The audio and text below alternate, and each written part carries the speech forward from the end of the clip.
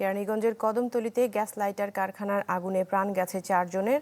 আরো খবর জানাতে আমাদের সাথে মুহাজির হক এই মুহূর্তে যুক্ত হচ্ছেন।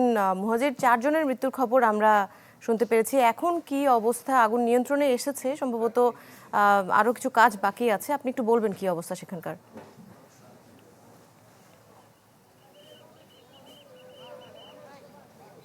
বৃষ্টি, আগুন নিয়ন্ত্রণে এসেছে ঠিক 2:30 2টা এই সময়ের মধ্যে, এবং আগুন লাগার পরপরই ফায়ার সার্ভিসের 4টি ইউনিট কাজ করে এবং এরপর পোস্তগোলা থেকে আরও 2টি ইউনিট সহ মোট 7টি ইউনিট এই আগুন নিয়ন্ত্রণে কাজ করে বলে আমরা জানতে পেরেছি।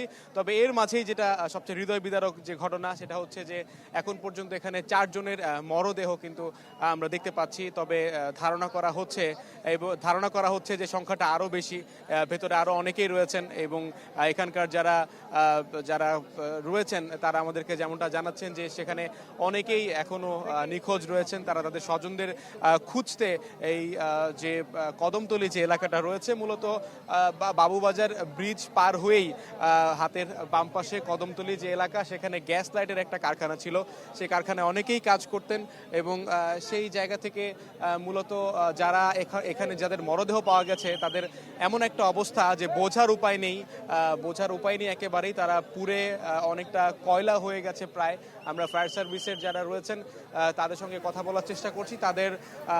তাদের অনুসন্ধান কিংবা তাদের যে খোঁজ করা সেটা চলছে এবং সব মিলিয়ে এখানে যে হৃদয় বিদারক ঘটনা হলো সেটা সংখ্যাটা আরও ভিতরে কয়জন রয়েছে সেটা এখন জানার চেষ্টা চলছে। দৃষ্টি।